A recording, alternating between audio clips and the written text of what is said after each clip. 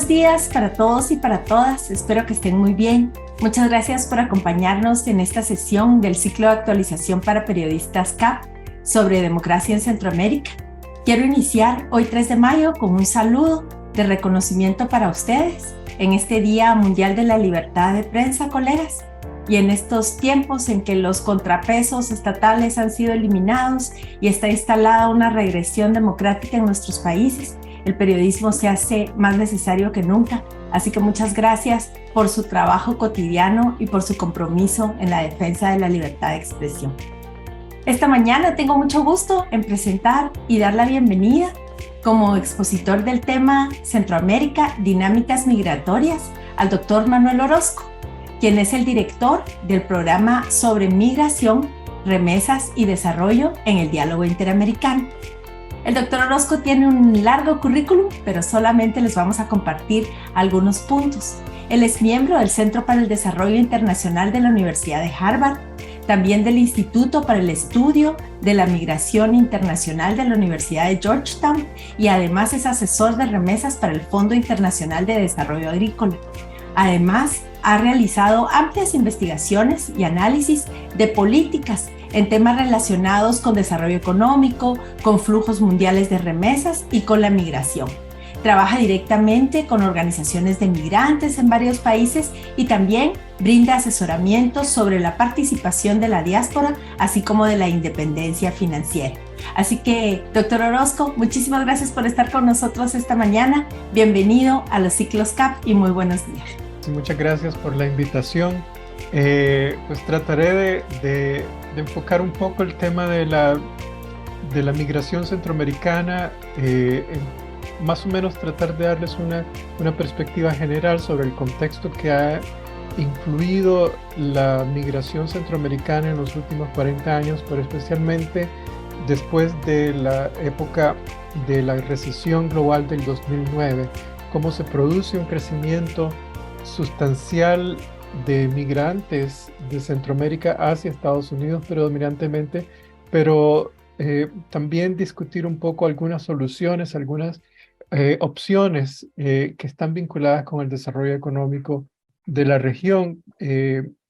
Una de las cuestiones importantes para mí en este trabajo es realmente tratar de ofrecer algún tipo de herramienta conceptual, al mismo tiempo métodos empíricos que te permiten distinguir entre anécdotas y datos y que te permitan generalizar tendencias como las que uno va observando en el tiempo en relación con la cuestión migratoria. Y Centroamérica pues permite el dar una visión panorámica de lo que ocurre en el contexto global de la movilidad humana y cómo de alguna manera el debilitamiento global de la fragilidad de los estados después de la recesión global ha tenido un factor muy influyente sobre la migración internacional y en particular sobre Centroamérica. Y es a partir de ahí que trataré de enfocar mucho del análisis, porque muchas de las cosas que estamos viendo en Centroamérica están ocurriendo en otras partes del mundo y tienen que ver con la debilidad estructural de los estados nacionales, pero que está ocurriendo de una forma mucho más intensa que en otros momentos de la historia mundial. Por lo tanto, es importante entender ese contexto, así como también entender el contexto y la interacción entre la decisión individual y los contextos nacionales e internacionales que definen la decisión de emigrar. No es una cuestión dicotómica cuando uno habla de migración, que si es voluntaria o involuntaria. Realmente hoy en día es difícil distinguir entre lo que yo decido hacer por cuenta propia o porque me están torciendo la mano. Entonces, lo que es importante es mejor entender un poco la complejidad de los factores y cómo un cambio de uno puede generar situaciones mucho mayores de salida de personas.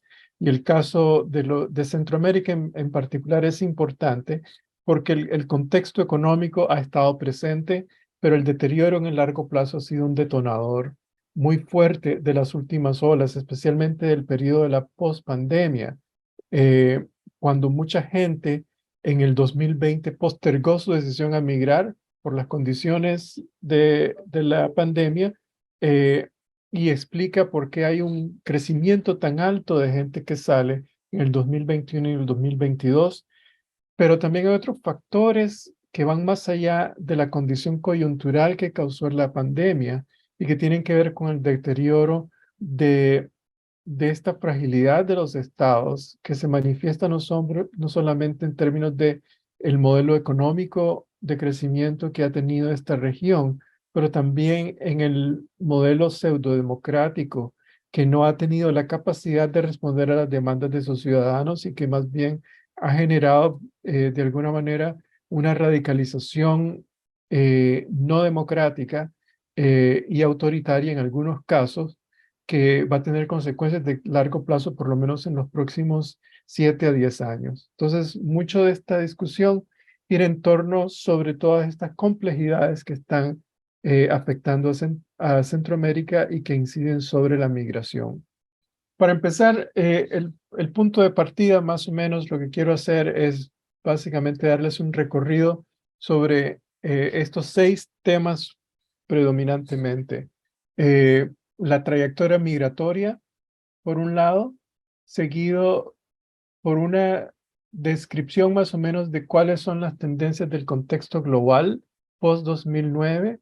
Realmente el 2009 es un marker, es un año eh, importante en toda la vida mundial. Y de hecho, si nosotros nos enfocamos en el siglo XX, especialmente desde el periodo de la posguerra, de la segunda posguerra, hay ciclos históricos de 10 años más o menos que han tenido tendencias muy importantes sobre fenómenos fundamentales, desde la guerra de Vietnam, la revolución de 1968, 1979, la invasión, la revolución iraní, la revolución nicaragüense, la guerra de los países de la frontera con Sudáfrica, la invasión de Afganistán por parte de la Unión Soviética en fines de 1979.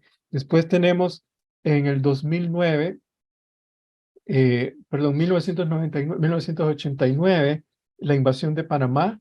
Tenemos el fenómeno de Tiananmen Square, la caída del muro de Berlín. Después pasamos 10 años más tarde, a 1999, el fenómeno de la era digital, que tiene implicaciones muy importantes sobre transformaciones de la globalización económica que aún no se recuperan muchos países, así como también los procesos de democratización que van ocurriendo fuera del hemisferio occidental, cuando entramos al 2009 con el contexto de la recesión global financiera, entrando posteriormente al 2019-2020 con la pandemia que ocurre. Cada 10 años se producen tendencias profundas que transforman las dinámicas sociales, políticas y económicas de la sociedad a nivel global. Sin embargo, la intensidad en que este fenómeno global está ocurriendo en tiempo y espacio y el efecto que tiene en una sociedad es prácticamente inmediato en cualquier parte del mundo. Entonces, eso está generando aún más ansiedad y mayor complejidad sobre tendencias que hacen que la gente termine decidiendo irse a un mejor lugar o lo que ellos perciben ser un mejor lugar. Y esto es importante porque cuando vemos Centroamérica en perspectiva histórica, hay una migración que data, pues predominantemente la historia migratoria de Centroamérica se puede remontar desde en la era moderna, desde el periodo de la segunda posguerra con la construcción en ese momento del mercado común centroamericano, cuando se produce mucha movilidad intrarregional junto con la movilidad de bienes y servicios, bienes en particular. Pero realmente la intensidad fundamentalmente de la migración ocurre en los años 80. El único movimiento migratorio a escala que precede la guerra civil en Centroamérica es el terremoto de Managua en 1972. donde salen más de 20.000 personas en este momento en un país que era prácticamente de 1,5 millones de habitantes. Los años 80 marcan un cambio muy importante en términos de cómo lidiar con crisis políticas, y es cuando la gente empieza a emigrar. Durante la Revolución Sandinista sale gente a Costa Rica, a Estados Unidos, a Honduras.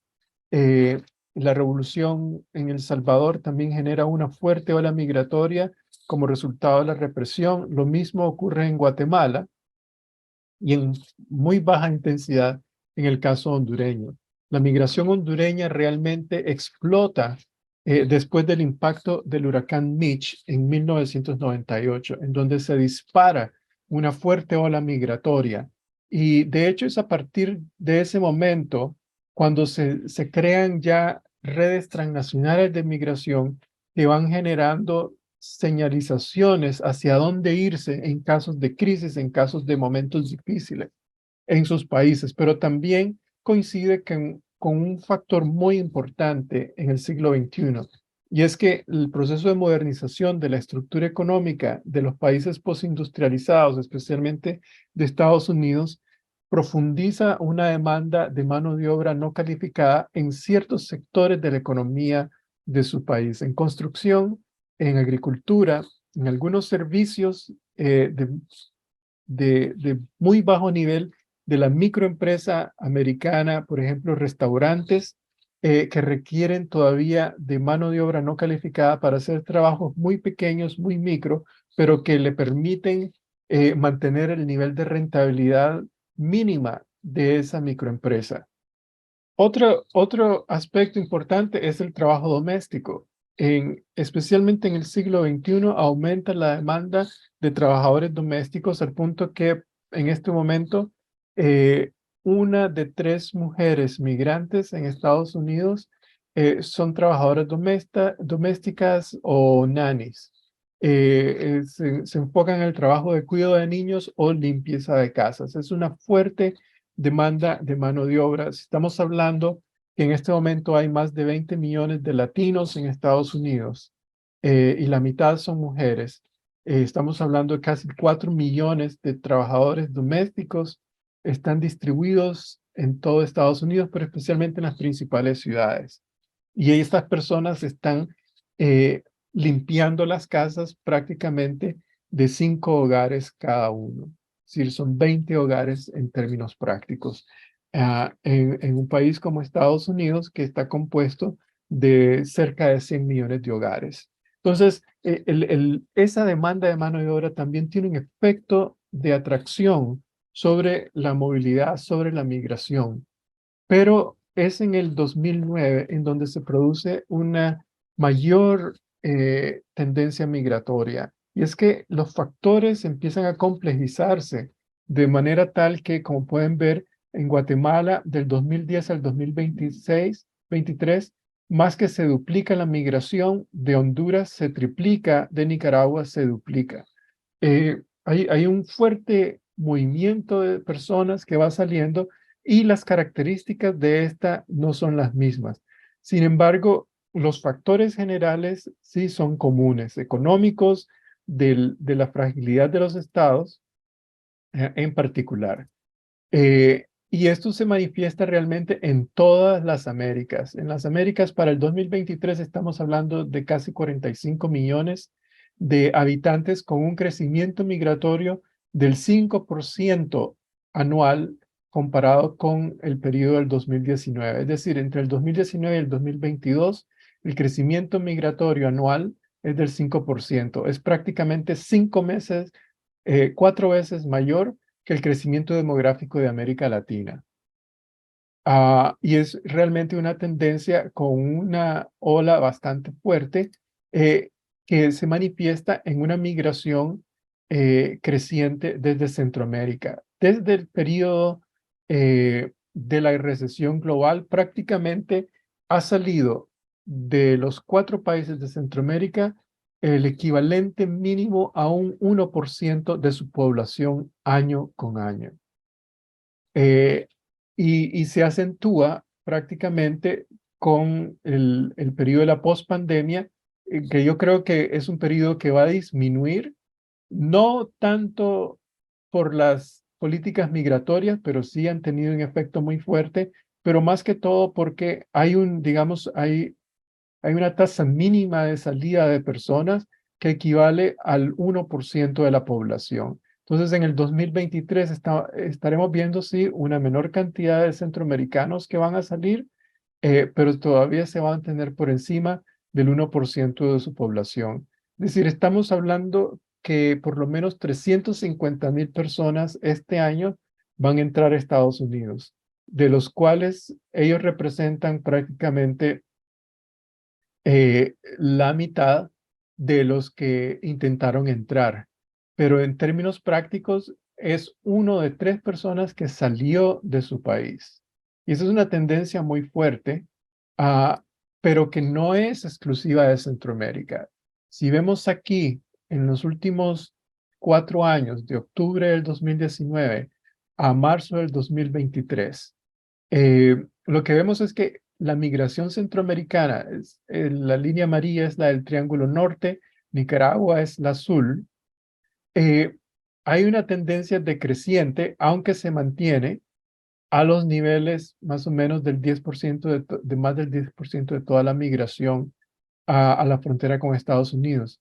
Pero ¿qué es lo que te dice esto? Te dice que hay otras nacionalidades que están saliendo predominantemente por las mismas tendencias que están ocurriendo en los países de origen. No estamos hablando solamente del Triángulo Norte o de Nicaragua, pero también de Cuba, Haití, Venezuela e incluso de migrantes de lo que uno le llama los extracontinentales, que antes eran países asiáticos y predominantemente ahora estamos hablando de ucranianos y rusos que han venido saliendo en los últimos 2 años de sus países. Pero realmente en todos estos casos lo que vemos es que el factor más interesante de relación que observamos en la migración de estas nacionalidades es la debilidad de los estados o la fragilidad de los estados. El crecimiento migratorio entre el 2015 y el 2020 es más del 50%, al 2020 para Venezuela, del 7% para Guatemala, Honduras, Nicaragua, Haití. Estos son países predominantemente no democráticos, estados frágiles dentro de diferentes contextos, no solamente fragilidad política, pero también fragilidad económica, incapacidad de proteger a sus ciudadanos predominantemente. Y si vemos, si estos datos los cubriéramos para el 2022, algunos de estos países tendrían una tendencia aún más ascendiente. Como ilustración, vean Nicaragua, en el 2020 se proyectaban 850,000 nicaragüenses. Para el 2022 era 1,2 millones de nicaragüenses que habían salido. En 2 años salió más de 300,000 nicaragüenses fuera de su país, un país de 6,5 millones de habitantes. ¿Cuál es esta dinámica? ¿Cuál es la composición de esta migración centroamericana? ¿Cuál es la naturaleza o la caracterización que se le puede dar? El primer punto de partida es que sí, desde el 2018 más o menos, la intención a migrar se pronuncia sustancialmente. Eh, Prácticamente 2 de cada 10 hogares en Centroamérica quiere irse de su país desde los últimos 5 años más o menos, con una tendencia creciente en algunos casos eh, y en otros casos se mantiene. Por ejemplo, en el caso de El Salvador, crece del 24% en el 2019 al 34% en octubre del 2021. En el caso de Nicaragua, aumenta de un 19% en el 2019 a un 33% en el 2022. En otros casos, en Guatemala se ha mantenido entre un 15 y un 20% de acuerdo a una encuesta que hicimos en la zona occidental en el año pasado, en noviembre del año pasado. El contexto realmente de la pandemia con huracanes con los deterioros políticos que se van produciendo y la inhabilidad de aumentar la tasa de crecimiento de las economías locales, realmente se convierte en una serie de ingredientes que van generando una complejidad muy grande que tiene un efecto sobre la decisión a migrar. Entonces tenemos básicamente que esos factores complejos inciden sobre la decisión de la gente de salir de sus países. Y estos pues son los números. La presentación ustedes la tienen, pero más importante es el material que acompaña estas presentaciones porque les da las respuestas concretas, los análisis más concretos de los datos que aquí voy presentando. Pero básicamente lo que vemos es una fuerte tendencia migratoria que oscila entre los 300.000 personas en el 2018 a más de 500.000 en el 2022. Para el 2023, la proyección va a estar cerca a los 450.000 personas que han salido. Pero estamos hablando de una migración predominantemente irregular o ilegal o indocumentada, como quieran escoger la palabra, eh, que va de 280.000 personas que entran en el 2018 a 500.000. Sin embargo, el número de personas que sale es mucho mayor. Solamente las que salieron en el 2022 para estos 4 países fueron 700.000 en el 2022, 870.000 en el 2021. Son números extraordinariamente altos considerando el tamaño de las poblaciones de Centroamérica. Y el tamaño de la migración legal es relativamente pequeño. Es realmente uno de los grandes problemas que desde Estados Unidos estamos tratando de cambiar mediante un efecto de aumentar el número de visas H2A y H2B, especialmente H2B, para que se triplique el número de personas que puedan salir con trabajo temporal. El otro aspecto que no se habla mucho, pero que es subyacente y que solamente a veces sale en la noticia como un tema de drama, es la migración de menores. Y básicamente 5%, 1 de 20 personas son menores no acompañados que salen de todo el mundo a la frontera entre México y Estados Unidos, pero que 3/4 partes de esa migración proviene de estos países.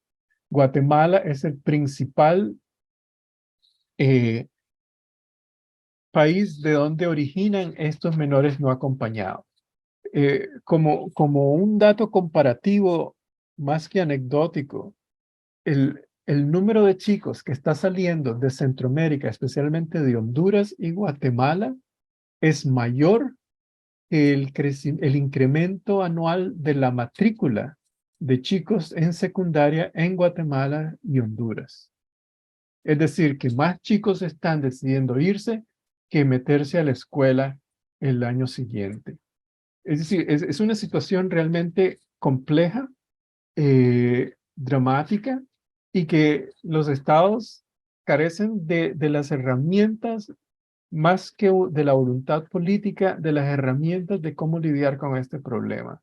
Porque además de los problemas de educación que existen en los países, con los problemas en algunos casos de inseguridad por la delincuencia, desconocen que hay mucho chico que quiere irse desde muy temprana edad.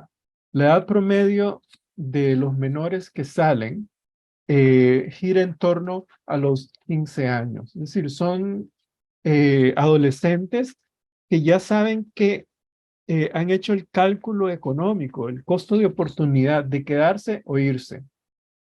Y se dan cuenta que en los próximos 10 años van a estar básicamente viviendo como viven sus padres, con bajos ingresos, con un ingreso promedio de entre 150 y $250 mensuales.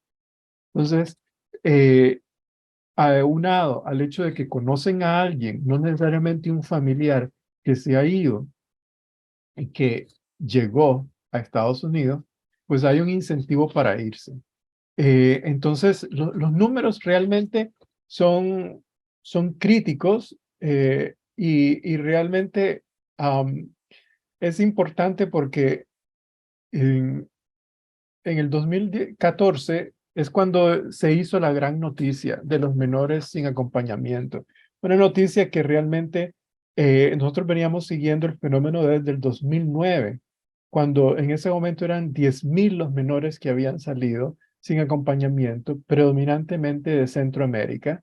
De hecho, en el 2010 había salido una película de Hollywood, que tal vez ustedes han conocido sin nombre, de un menor que sale de Honduras ah, para Estados Unidos. Es decir, este es un fenómeno que viene ocurriendo predominantemente desde el periodo de la post-recesión global, en donde los estados realmente tienen, ya el modelo económico y político que tienen no permite sostener las demandas de sus sociedades. Y el tema del modelo económico es importante porque tiene implicaciones inmediatas sobre las decisiones políticas, porque en nuestros países las élites, como ustedes saben, son las que están definiendo quién va a ganar, no solamente quién va a ser el candidato, pero quién va a ganar. Yo creo que los guatemaltecos pues la tienen clara en relación a ese tema. Am, Ahora, ¿cuáles son los factores que inciden sobre esta decisión a migrar? De nuevo, yo les resalto el aspecto de la complejidad porque es muy importante evitar la generalización y decir la gente se va porque la economía no sirve, o la gente se va porque están matando gente, o la gente se va porque hay eh, cambio climático. Esas palabras son muy grandes, muy exageradamente ambiciosas, que realmente no te ayudan a explicar la problemática, pero tampoco te ayudan. Y este es uno de los grandes problemas en las estrategias de desarrollo, a resolver los problemas, porque vienen los donantes a Centroamérica con lo que creen que son soluciones. Vamos a invertir 40% de la cooperación en el tema de inseguridad ciudadana, sin conocer realmente las dinámicas, y mucha de la inversión se enfoca en un tema de la inseguridad que no necesariamente está generando migración. El aspecto de entender la complejidad y a partir de ahí ir desgranando poco a poco las dinámicas es muy importante. En el trabajo que nosotros hemos venido haciendo, el análisis de la migración lo hemos estructurado a tres niveles. Uno, al nivel individual, en tratando de entender el contexto de las decisiones que hacen que una persona salga del país, con el contexto local, de la economía local, a nivel municipal, las tasas de criminalidad, las tasas de la carga laboral que pueden existir en el municipio, eh, de alguna manera tratar de medir lo mejor que se pueda el efecto de los desastres naturales. Y aquí soy específico de utilizar términos más aterrizados como desastre natural que cambio climático, porque vamos a ver más adelante que son los que tienen un efecto sobre la decisión a migrar, así como también las situaciones políticas que inciden a nivel personal, pero también están consideraciones estructurales como las condiciones del Estado de Derecho a nivel nacional, la, la estructura económica del país. Hay que tener presente cuando uno habla de Centroamérica y de oportunidades económicas y toda esa cosa, hay que cuidarse de no hablar paja, porque en Centroamérica 75% o 7 de 10 personas en la región trabajan en la economía informal. Es decir, trabajan bajo condiciones sin prestaciones laborales, sin protección o seguridad laboral, sin buenas herramientas de habilidades para competir en la economía global. sin educación formal. La mayoría de las personas no tienen una educación de más de 6 grados, en un momento en que hoy en día uno necesita tener una educación mínima de 14 años de estudio. Esos contextos realmente no te permiten, en una economía que está predominantemente saturada, porque todo mundo ofrece las mismas oportunidades, todo mundo ofrece vender cosas para ganarse la vida, pero no te dejan la capacidad de generar riqueza. Entonces la opción a migrar se vuelve muy fuerte. Y tu otra opción es trabajar en la agricultura. La agricultura no genera riqueza suficiente para vivir en la sociedad moderna. Es decir, pensar hoy en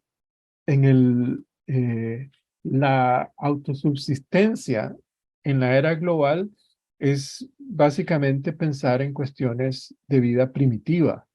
No vas a poder vivir de acuerdo a la sociedad moderna. Para poner en contexto, el costo de 20 gigas de data en Centroamérica anda por los $12 mensuales. 20 gigas es el mínimo promedio que se consume de datos en Centroamérica por una persona. Eh, en un hogar que tiene ingresos de $250, pues es muy difícil invertir 5% de ese ingreso solamente en data, sin incluir todo el resto de obligaciones que uno tiene enfrente para trabajar ah, en la vida cotidiana, para gastar en la vida cotidiana. Entonces, estos elementos económicos son muy importantes de entenderlo y desgranarlos, pero sí hay consideraciones relacionadas con el cambio climático, los desastres naturales en particular, que sí tienen un efecto en la migración, pero de nuevo es la complejidad de esa triangulación entre lo que ocurre en lo municipal, en lo personal o familiar y en lo nacional, que realmente tienen el efecto de la decisión a migrar. Y un factor importante que realmente es de no subestimar es lo aspiracional. La perspectiva hacia el futuro de que las cosas no van a mejorar tiene un fuerte efecto sobre la decisión a emigrar. Y cuando esto ya se convierte prácticamente como una, una norma social o una verdad que no necesita ser demostrada, pues tus opciones de quedarte se reducen. Y muchas de las tendencias que explican la migración tienen que ver con esos factores. El crimen ha tenido un impacto importante en ciertos momentos. La inseguridad ciudadana ha afectado la decisión de las personas a migrar.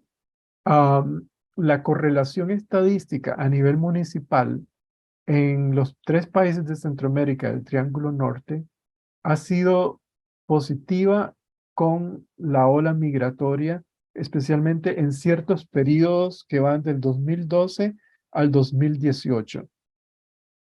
En el caso de Honduras, la correlación se mantiene,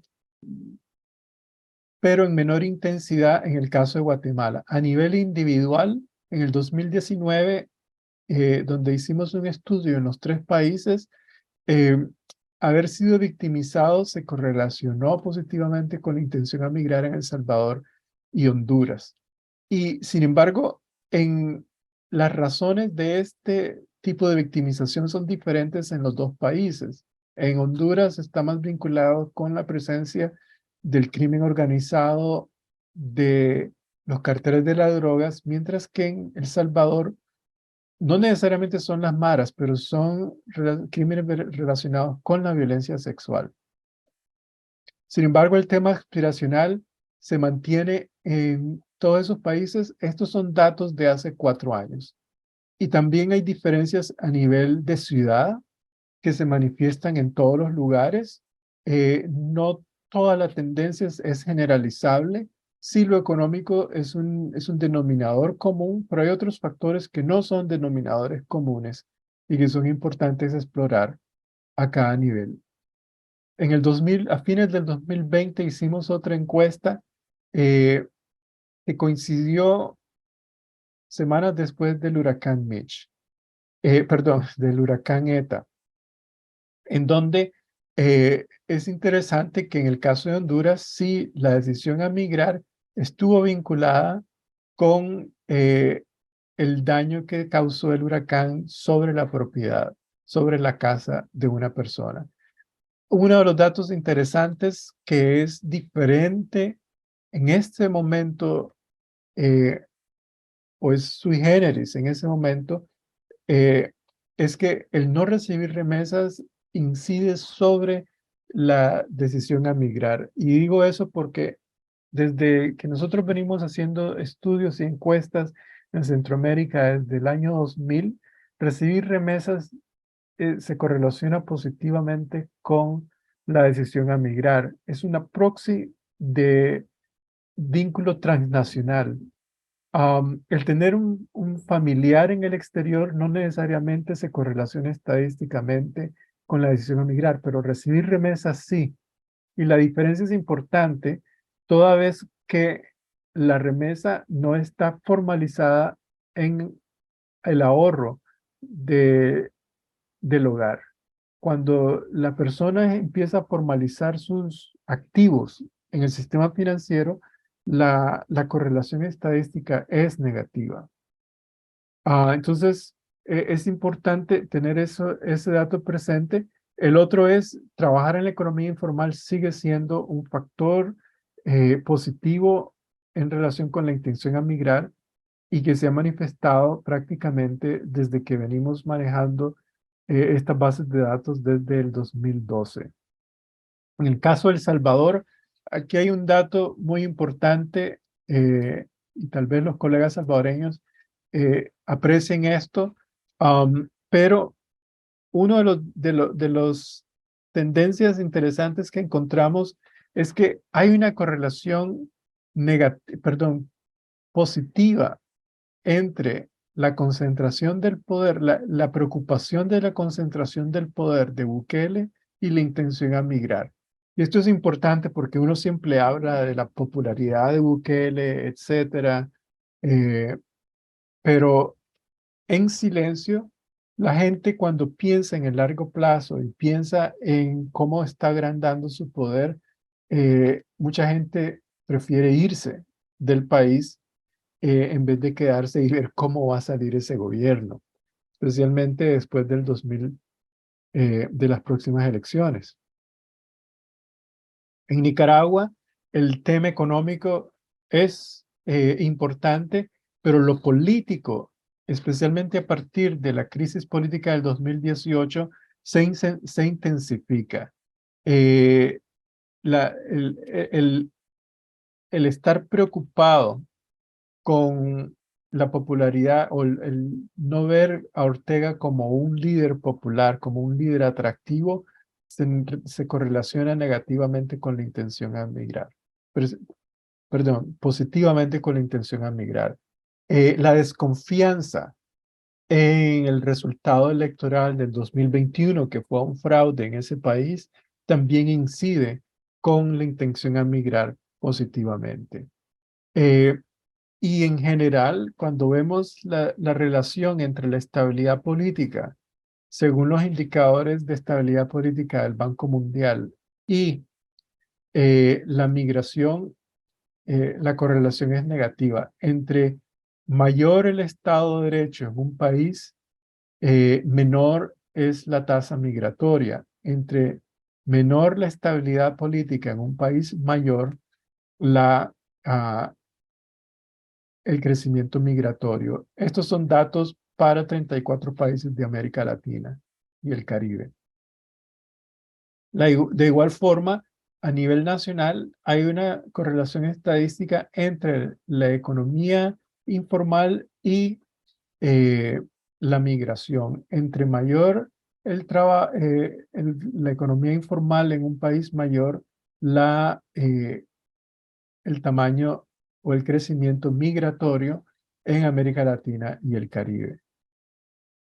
Y aquí viene el tema del del llamado cambio climático. Y digo llamado cambio climático, yo tengo más o menos poco más de 30 años de dar seguimiento a todas estas dinámicas globales.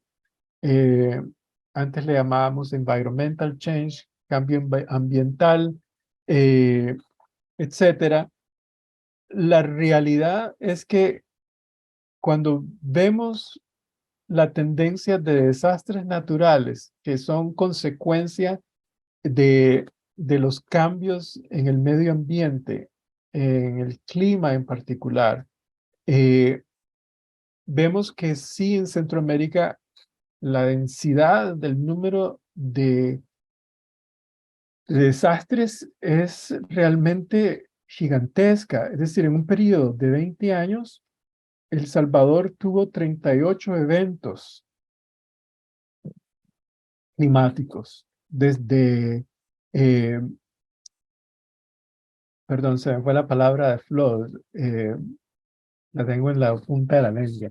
Bueno, ciclones, epidemias, sequías, terremotos, el terremoto del 2001, los dos terremotos del 2001, ah, pero en los otros países igual, Nicaragua también 38 eh, eventos naturales, Honduras 33, Guatemala 62.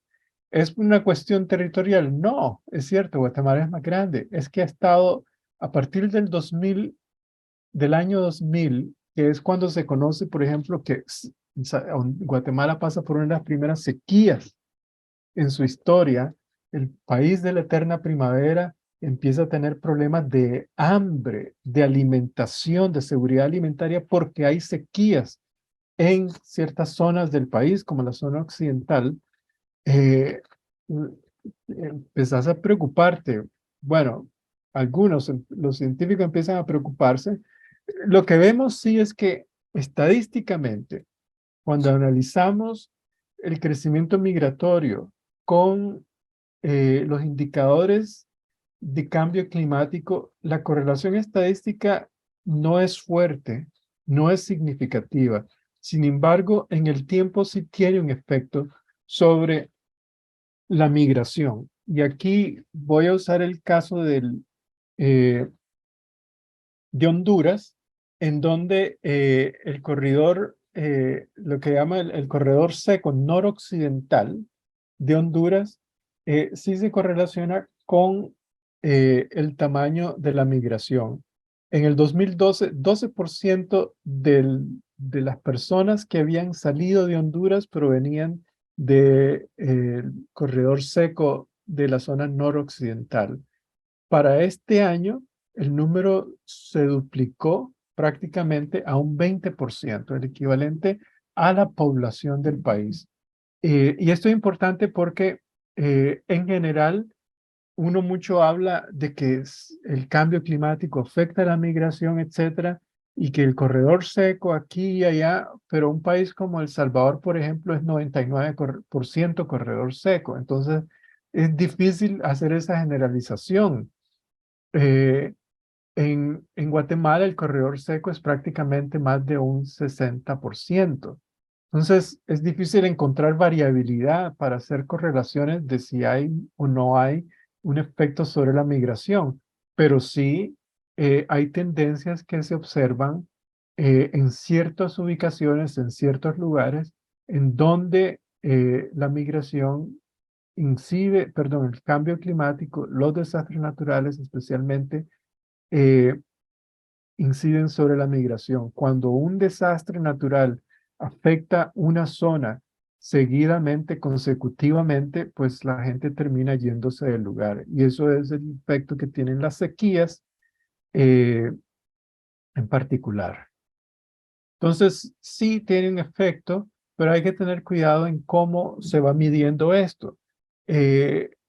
Sí, el efecto de los huracanes seguido, de manera seguido, sí realmente, eventualmente, pues destruye la infraestructura, aumenta los costos de reconstrucción eh, y en algunos casos hasta reduce la capacidad productiva de la tierra, si es una zona rural en donde uno se ubica. El otro aspecto importante es lo transnacional. La, la, los lazos transnacionales son un factor migratorio muy importante y se puede medir a diferentes niveles. Eh, Uno es los enlaces familiares. Es decir, el que tengas un familiar puede tener un efecto sobre la decisión a migrar, pero más que todo es la información que vos vas enviando desde aquí o desde allá a tus familiares sobre el momento de cuando es oportuno salir del país. Un efecto importante también es la relación entre la migración y el desarrollo económico. Y esto es un tema que quiero abordar porque no se habla mucho y a veces se habla de una forma muy generalizante. El punto de partida para los países de Centroamérica es realmente un elemento vinculado con la estructura económica del modelo económico de Centroamérica. Y es que es una economía regional que se sustenta con base en dos pilares. Uno, la economía informal y otro, una concentración económica de la actividad formal en muy pocas actividades económicas. La, lo que te muestra que hay una complejidad económica muy limitada. Por ejemplo, eh, en el caso de Guatemala, las exportaciones, el turismo, bueno, aquí el turismo del 2021 era un poco más bajo por la crisis del turismo, generalmente ha sido un 3% del PIB, las remesas y la economía informal básicamente captan el, el bloque de toda la actividad económica de Guatemala. Las exportaciones de mercancías son el 20% y originan la mitad de Estados Unidos. Y las exportaciones a Estados Unidos se concentran prácticamente en tres actividades económicas. La exportación de textiles, que son administradas por más de 200 empresas en la zona franca, la exportación agrícola, que son administradas predominantemente por los grandes conglomerados económicos, las llamadas élites que pertenecen al CACIF, y la exportación de azúcar, que también se ubica dentro de ese mismo sector. Es decir, el nivel de sofisticación económica en Centroamérica es bastante limitado y eso se traduce eventualmente en la productividad laboral que es baja. Es prácticamente de menos de $10,000, $12,000, perdón, para el 2021, cuando el costo de vida en Guatemala anda a precios oficiales por los $13,000 anuales. Y esto estamos hablando de datos promedios. Si los medimos a nivel de hogares, estamos hablando de cantidades de dinero mucho menor. Pero también coincide con el crecimiento anual de la migración. La migración guatemalteca ha crecido sustancialmente desde el 2019 en cifras bastante fuertes. Lo mismo observamos en Honduras, la misma tendencia entre el costo de la canasta básica, el costo de vida, la productividad agrícola, tanto en Guatemala como en Honduras es más o menos un 30% de la fuerza laboral que trabaja en el sector agrícola. Es un poco más bajo en Honduras que en Guatemala, pero realmente frente al costo de vida del país no te da, y eso es por el modelo económico que prevalece en estos países. Si un 80% de la fuerza laboral en Honduras trabaja en la economía informal y solo contribuye el 25% del ingreso. ¿Por qué? Porque la mayoría de la gente está trabajando a través de economías y negocios unipersonales que no te generan más de 2 salarios mínimos de renta y no te dejan más de un salario mínimo de ingreso para el hogar, no ingreso personal. Y eso pues no te permite construir activos para generar más riquezas y tener una mejor condición de vida en la sociedad moderna. Entonces, es un efecto bastante fuerte. Muchos de los que trabajan en economía informal reciben remesas, es cierto, pero la remesa lo que hace es complementar el ingreso que no da para la economía. En este momento, dependiendo del país, entre un 30 y un 50% de los hogares depende de remesas. Y esa dependencia del ingreso en la remesa es del 50%. Es decir, que de cada $500 de ingreso que tenga un hogar que recibe remesas, 250 vienen de remesa o 300 vienen de remesa. Por eso, pensar un poco sobre el vínculo entre la migración y el desarrollo es muy importante porque hay elementos que pueden apalancarse con la generación de riqueza en el país. Uno de ellos es el efecto que tiene la remesa sobre el aumento del ingreso disponible que te permite aumentar tu capacidad de ahorro. Pero esa capacidad de ahorro, si se encuentra en la economía informal, no te genera los suficientes rentabilidades que te puede generar cuando tu ahorro entra al sistema financiero. Una de las estrategias económicas que trabajamos es en función de ese aspecto a economías de escala, pero hay otros elementos, otras dinámicas vinculadas con el desarrollo eh, en, en su relación con la migración. Una es la que llamamos el comercio nostálgico. El comercio nostálgico es el consumo de productos nacionales por parte de los migrantes. Yo le digo, uno consume babosadas de su país. Los mexicanos compran rojita.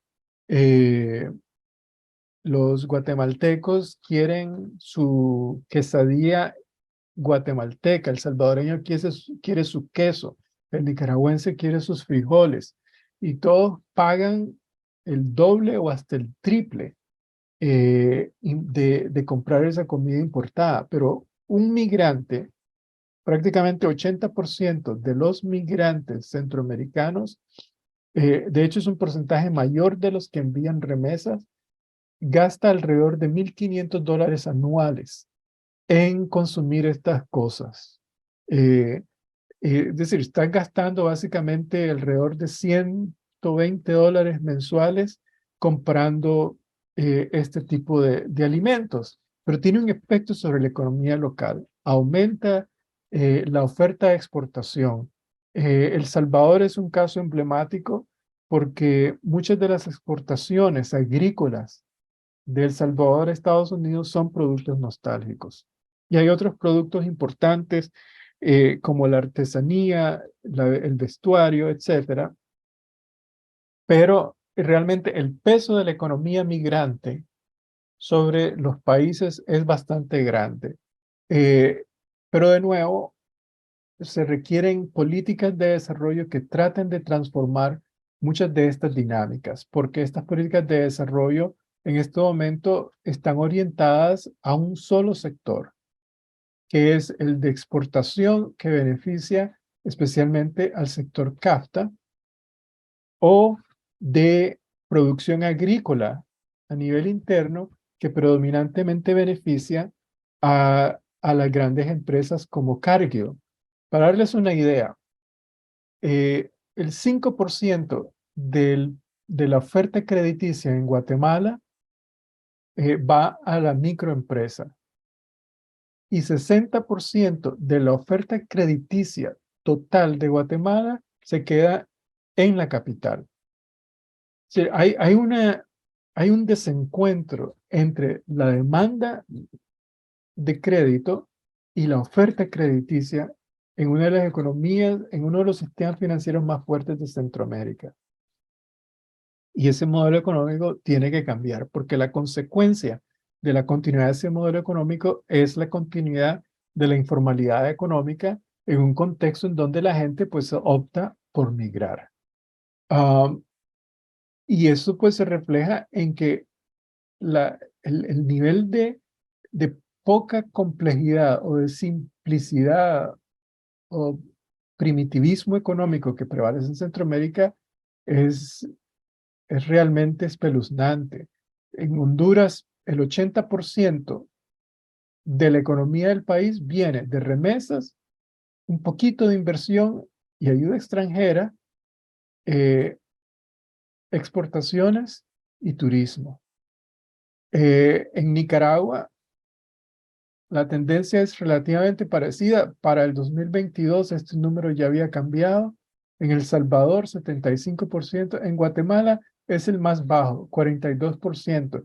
Pero es porque hay una economía subyacente, subdesarrollada en Guatemala, una economía agrícola eh, que trabaja básicamente sin ninguna conexión con la economía global y que no te permite vivir bien. Es decir, ese 40% en este caso no es un aliciente, como puede ser para una economía como la de República Dominicana, que se ha diversificado más a nivel interno. Pero el peso realmente de las remesas ha crecido para muchos países y se ha duplicado en otros casos. En el caso de Nicaragua, del 2010 al 2022 crece de 9 a 22%. En el caso de Honduras pasa del 16 al 28%. En Guatemala se duplica también del 10 al 20%. Es decir, la migración está ocurriendo como una respuesta a las condiciones económicas de su país, que son un reflejo de las decisiones económicas que hacen las élites en apoyo con sus regímenes. En uno de los trabajos que compartí, yo hablo del término de exclusión y expulsión. Es casi como que hay una política económica vinculada a esos dos elementos y es en parte por conveniencia y en parte por ignorancia de parte de las élites que toman decisiones. Voy a terminar con algunas soluciones. No voy a elaborar mucho con estas. Tienen el documento a mano. Pero pensando en el corto plazo, nosotros trabajamos en influir mucho la propuesta de la administración Biden sobre las causas de la migración, con esos 6 pilares que ellos propusieron. Nosotros incidimos mucho sobre el enfoque económico porque la cooperación económica de Estados Unidos hacia Centroamérica, que durante entre 1985 y el 2021 llegó a 14.000 millones de dólares, eh, iba muy poco al tema económico y lo que iba al tema económico se concentraba al apoyo del desarrollo de la mediana empresa agrícola. Sin embargo, estar en la economía informal o trabajar en agricultura es un factor que genera la intención a migrar en la economía agrícola porque no ganas suficiente y también en la economía informal. Entonces, tratamos de incidir un poco sobre cómo modernizar el sector informal. En vez de enfocarse en formalizar la economía informal, la estrategia que hemos estado promoviendo es la de fortalecer la capacidad competitiva de los negocios informales, fortaleciéndolos, ofreciéndoles acceso al crédito, pero también ofreciendo estrategias de comercialización, de diversificación, para que sean más competitivos en su economía local y eventualmente, toda vez que empiezan a ser más rentables, se van formalizando. En vez de empezar por lo formal, empezar por lo competitivo. Pero también hemos propuesto eh, la formalización del ahorro y las remesas. En nuestro trabajo, eh, hemos trabajado en todo Centroamérica y en varias partes del mundo, en Asia, en África y Europa, en una estrategia de formalización del ahorro a través de la inclusión financiera de los receptores de remesas. Y eso tiene un efecto de generar, de formalizar millones de dólares en ahorro en la economía local con el compromiso del sistema financiero, las cooperativas en particular y algunos bancos, de movilizar ese ahorro formalizado en crédito en la economía local, no en crédito a cualquier negocio, sino en crédito en los municipios de donde se están formalizando los ahorros, de dónde viene la migración, y así aumentar la capacidad competitiva de estos negocios informales y acompañar con mecanismos de integridad financiera y también integridad fiscal que te permitan manejar de una forma el tema de la corrupción, atacando la demanda en vez de la oferta, en el contexto de el fraude fiscal. Y otro aspecto importante que hemos tratado de enfocar es aumentar la complejidad económica de Centroamérica, invirtiendo en la economía del conocimiento, invirtiendo específicamente en el capital humano, en ofreciendo soluciones locales a necesidades globales. ¿Qué quiere decir eso? Significa que es importante invertir en el rendimiento escolar de los chicos en la escuela, pero también irlos ya orientando hacia la economía global con herramientas que les permitan ser más competitivos, independientemente de si tengan o no tengan la intención a migrar. Y eso te genera pues una capacidad de mayor conocimiento, de mayor destreza, que en un espacio competitivo de acceso al crédito, que se puede capitalizar a través de la formalización del ahorro, pues la gente empieza a generar empresas más competitivas. Y realmente hay situaciones muy positivas al respecto. Entonces, estas son algunas de las propuestas. El otro ha sido aumentar el número de visas H2B en particular, por lo menos a 20,000 personas. En Centroamérica, al 2020, el número de visas que se otorgaban eran de 3,000 para todos los países de la región. Y mi propuesta ha sido de subirlo a 20,000. Lo han subido, pero lo que sería interesante es que no solamente se suba, pero que también se ofrezca como una lotería, en donde vos mostres que tenés un chance de un 30% de ganarte la lotería superior al de intentar cruzar la frontera sin papeles y sin estatus legal. Pero en ese momento estamos en ese contexto. Gracias por la invitación. Yo creo que el tema importante desde la perspectiva periodística es resaltar que el tema migratorio tiene muchas facetas, es complejo y hay que evaluarlo en su entorno complejo, por un lado. Y por otro lado, creo que es importante también resaltar un poco más ese vínculo entre migración y desarrollo y cómo necesitamos que las élites tomen más en serio la modernización de la economía informal y el apalancamiento económico que puede hacerse a través de la migración. Creo que hay sectores dentro de las élites que están dispuestos a pensar un poco más, pero hay que mejorar la información periodística sobre ese acceso a ese conocimiento. Muchas gracias. Muchísimas gracias por haber compartido con nosotros y nosotras en los ciclos CAP, y pues muy bienvenido a este espacio de formación de periodistas, y gracias, colegas, por haber estado hoy con nosotros.